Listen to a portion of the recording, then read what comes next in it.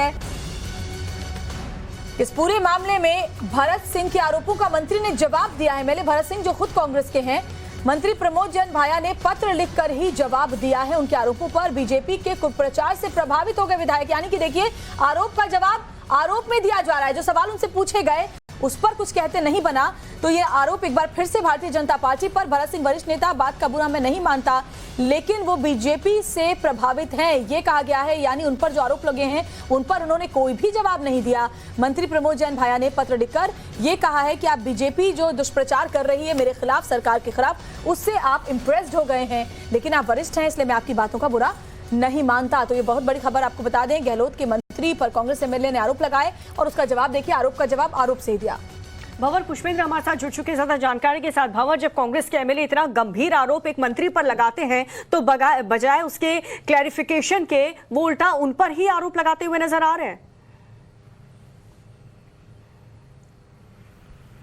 देखिए, आरोप पहली बार नहीं लगाया, बल्कि पहले भी भरत सिंह ने कई बार होर्डिंग्स तक लगवाए थे जिसके अंदर लिखा गया था कि यहाँ खनन माफिया सक्रिय है, मंत्री का उन्हें संरक्षण मिल रहा है। और अब उन्होंने पत्र लिख करके मुख्यमंत्री को सचेत भी किया कि अगर आप अवैध खनन बंद करना चाहते हैं तो इस मंत्री को तुरंत हटा दीजिए, क्योंकि उसी क्षेत्र के वो मंत्री है और वहीं उसी इलाके से, हाड़ौती अंचल से वो विधायक हैं भरत सिंह, जो कि पूर्व मंत्री भी रहे हैं, वरिष्ठ नेता है कांग्रेस के। तो उन्होंने सचेत करने की कोशिश की थी, लेकिन उनकी बात को नजरअंदाज किया गया। परिणाम ये रहा कि एक साधु ने वहां आत्मदाह कर लिया। आत्मदाह की कोशिश के बाद जब वो बहुत ज्यादा झुलस गए तो उन्हें जयपुर लाया गया। जयपुर से फिर उन्हें ग्रीन कॉरिडोर के जरिए दिल्ली भेजा गया था, जहां 2:30 पर आज उनकी मृत्यु हो गई। लेकिन आप देखिए कि अवैध खनन जिस तरीके से सक्रिय है पूरे राजस्थान में, और सिर्फ कुर्सी के लिए नेता जो हैं वो उन लोगों को तमाम छूट दे के रखे हुए हैं सिर्फ इसलिए कि उनका बहुमत बना रहे। आपने देखा होगा गहलोत और पायलट के बीच की तकरार किसी छिपी हुई नहीं है।